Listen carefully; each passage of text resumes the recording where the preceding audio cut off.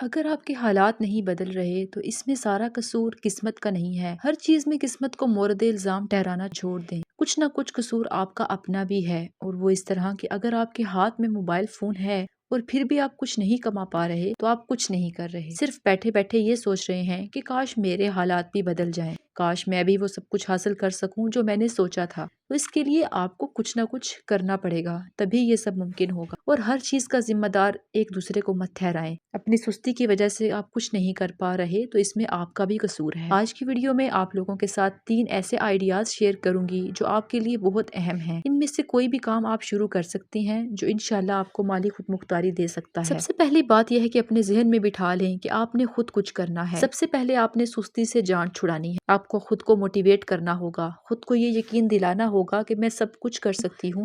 اگر اب تک نہیں کیا تو یہ صرف میرا اپنا قصور ہے۔ خود پر کام کریں، خود کو وقت دیں اور کچھ نیا شروع کریں۔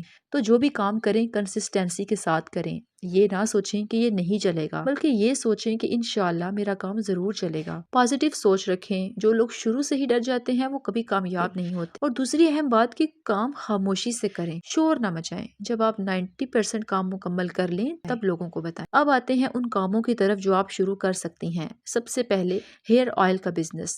گھر میں ہربل ہیئر آئل بنائیں، یوٹیوب سے ریسیپیز سیکھیں، پہلے خود استعمال کریں، کم از کم 2 مہینے ٹیسٹ کریں، پھر بوتلز لے کر پیک کریں اور بیچنا شروع کریں۔ شروع میں رشتہ داروں اور پڑوسیوں میں بیچیں، پھر سوشل میڈیا پر مارکیٹنگ کریں، ٹک ٹاک، فیس بک، انسٹاگرام اور یوٹیوب۔ اپنی ویڈیوز ڈالیں، لوگوں کو ریزلٹس دکھائیں اور یاد رکھیں جو دکھتا ہے وہ بکتا ہے۔ نمبر 2 پر آتا ہے کپڑوں کی online selling. Wholesale market سے کپڑے خریدیں اور آن لائن بیچیں۔ کراچی، لاہور، فیصل آباد، گجرانوالہ میں آسانی سے ہول سیل مال مل جاتا ہے۔ فیس بک پیج بنائیں، لائیو سیشن کریں اور اپنی سیلنگ شروع کریں۔ ڈیلیوری کے لیے کیش آن ڈیلیوری کا آپشن رکھیں اور کسی بھی کوریئر کمپنی سے اکاؤنٹ بنوائیں، رائڈر آپ کے گھر سے پارسل لے جائے گا۔ Number 3 food business, frozen items. گھر سے کھانا یا فروزن آئٹمز بیچیں، خاص طور پر رمضان سے پہلے یہ کام بہت چلتا ہے۔ اپنے محلے سے شروع کریں، سوشل میڈیا پر پروموٹ کریں اور چاہیں تو بیکری یا شاپ پر بھی اپنے آئٹمز رکھوا سکتی ہیں۔ فوڈ بزنس میں تقریباً 100% منافع ہوتا ہے۔ آخر میں یہی کہوں گی کہ کوئی بھی ایک کام اٹھائیں اور شروع کریں، چاہے کم کمائیں لیکن خود استعمال کریں۔